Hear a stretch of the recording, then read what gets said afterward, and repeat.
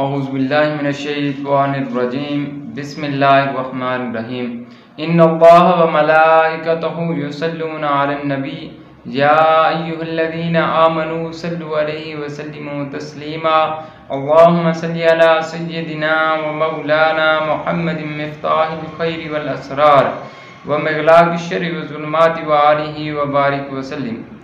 محترم سامعین، السلام علیکم ورحمۃ اللہ وبرکاتہ۔ آج کے دور میں سب سے بڑا فتنہ یہ مرزا محمد علی ہے۔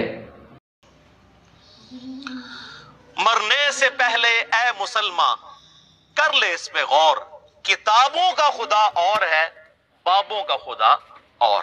عادی نہیں ہو، نہ ہو جس کو کوئی سمجھانے والا ہی نہیں ہو تو وہ اپنے من کے مطلب وہاں سے نکالے گا اور کیا کرے گا۔ اس کے دل میں جو آئے گا وہ کتابوں کے مطلب قرآن پاک کے ترجمے اور احادیث کے مطلب وہ اپنے ہی من سے پھر نکالے گا۔ جس کا کوئی استاد ہی نہ ہو تو اس کے دل میں جو آتا ہے وہ وہی کہتا ہے اور وہی کرتا ہے، کیونکہ اگر کوئی چیز کسی نے بنانی ہو تو ڈائریکٹ کوئی انسان ماں کے پیٹ سے تو نہیں سیکھ کر آتا، اس کا استاد ہوتا ہے، بنانے والا ہوتا ہے، وہ دیکھتا ہے، وہاں سے پھر سیکھتا ہے، اپنے استاد سے سیکھتا ہے کہ استاد صاحب نے اس طرح بنائی ہے یہ چیز، میں بھی اسی طرح بناؤں۔ نہ کہ اس کے دل میں جو آئے گا، نہ استاد کو دیکھے گا نہ بنانے والے کو دیکھے گا کہ اس نے کس طرح یہ چیز بنائی ہے، وہ خود بنانے لگ جائے گا تو پھر وہ اس طرح کی چیز نہیں بنا پائے گا۔ جو کہ ایک دنیا میں ایک نظام چل رہا ہے، اس نے بہت بڑا فتنہ پھیلایا ہے، اس نے نوجوان نسل کو برباد کر کے رکھ دیا ہے اور اس نے ایک نیا مذہب متعارف کروایا ہے اور اپنے آپ کو علمی کتابی کہتا ہے۔ نہ میں وہابی نہ میں بابی، میں ہوں علمی کتابی۔ یہ کوئی بات بھی ہے؟ بابی کا مطلب کیا کہتا ہے کہ یہ بابوں کو مانتا نہیں ہے۔ بابے ہم کیا کہتے ہیں کہ بابوں کو کیسے مانے؟ جو اسلاف کو چھوڑ دیتا ہے، جو اسلاف کو یاد نہیں رکھتا، وہ بھلا دین کی پیروی کس طرح کر سکے گا؟ محمد رسول اللہ صلی اللہ علیہ وسلم کی سنت کی پیروی کس طرح کر سکے گا؟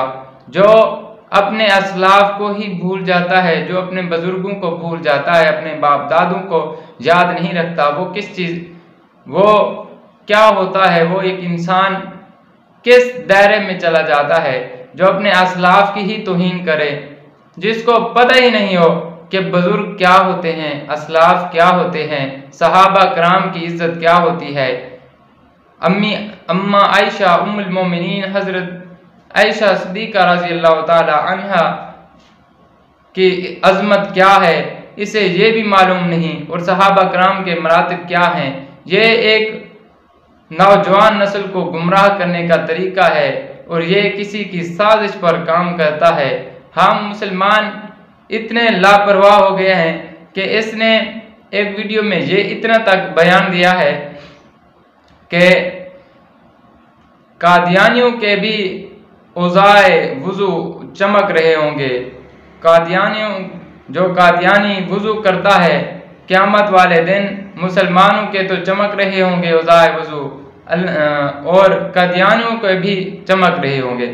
آپ ملاحظہ فرمائیں، اس میں میں نے کلپ وہ ایڈ کیا کہ مسلمانوں کے اعضائے وضو چمک رہے ہوں گے قیامت والے دن، قادیانیوں کے بھی چمک رہے ہوں گے۔ یہ بڑا گہرا جملہ ہے کہ یہ جو بابے ہیں، بابے کیا ہیں؟ ان کی کوئی حقیقت ہی نہیں ہے، اور فضائل اعمال میں یہ پڑھ رہا ہے، دکھا رہا ہے۔ تبدیلی آ گئی ہے، وہ بھی مانتے ہیں، لیکن ان بیچاروں کا جتنا زور چلتا ہے اتنی بات کر سکتے ہیں۔ تو یہ فضائل اعمال میں لکھا ہوا ہے میرے بھائی کہ ایک بزرگ تھے روزانہ ایک قرآن پڑھتے تھے، ایک اور بزرگ کا لکھا ساتھ کہ وہ 3 قرآن روزانہ پڑھتے تھے، پھر آگے کے کہتے ہیں 8 قرآن بھی روزانہ پڑھتے تھے، اور پھر لکھا کہ امام ابو حنیفہ رحمہ اللہ تعالی رمضان شریف میں 61 قرآن پڑھتے تھے۔ 61 کی گنتی وہ کہتے ہیں ایک قرآن دن میں ایک رات میں، کتنے ہو گئے؟ 60، اور ایک تراویح بھی۔ ہاں جی، ایک 8 کہ کچھ بابے تو کچھ بزرگ تو ہمارے تو بزرگ ہیں، ہمارے اسلاف ہیں، اللہ کے محبوب بندے ہیں، اللہ کے ولی ہیں، اللہ کے مقرب ہیں، اور یہ اللہ کے کسی مقرب بندے کی جوتی کی خاک تک نہیں پہنچ سکتا یہ مرزا، اور باتیں اتنی کرتا ہے ہمارے ولیوں پر، اللہ کے دوستوں پر، اللہ کے پناہ دے، اور نوجوان نسل کو اتنا گمراہ کر رہا ہے کہ ہم سوچ بھی نہیں رکھتے، اور یہ کہہ رہا ہے کہ تبدیلی آ رہی ہے۔ یہ وہی ایک نیا فرقہ، ایک نیا مذہب یہ متعارف کرانا چاہتا ہے، اپنے دل کی منوانا چاہتا ہے، جو اس کے دل میں آتی ہے وہی کہتا ہے۔ جیسے اس نے ہمارے بزرگوں پر اعتراض کیا اور کہا کہ کچھ فضائل اعمال میں لکھا ہوا ہے کہ کچھ بزرگوں نے ایک دن میں ایک ختم کیا قرآن پاک کا، کچھ نے ایک دن میں 3 کرتے تھے، کچھ ایک دن میں 8 ختم کیا کرتے تھے، اور حضرت امام ابو حنیفہ رضی اللہ تعالی عنہ ماہ رمضان میں 61 ختم کیا کرتے تھے۔ وہ کس طرح ایک رات کو ختم کرتے، ایک دن کو ختم کرتے، اور ایک ختم جو ہے نا تراویح میں کرتے۔ تو ہم بزرگوں پر اعتراض کیسے کر سکتے ہیں؟ سب سے عیاں بات ہے کہ حضرت علی رضی اللہ تعالی عنہ کے بارے میں آتا ہے کہ آپ ایک رکاب پر، گھوڑے پر جب آپ سوار ہوتے، ایک رکاب میں آپ ایک قدم ڈالتے اور دوسری رکاب میں دوسرا قدم جانے تک آپ قرآن مجید کا ایک ختم کر لیا کرتے تھے۔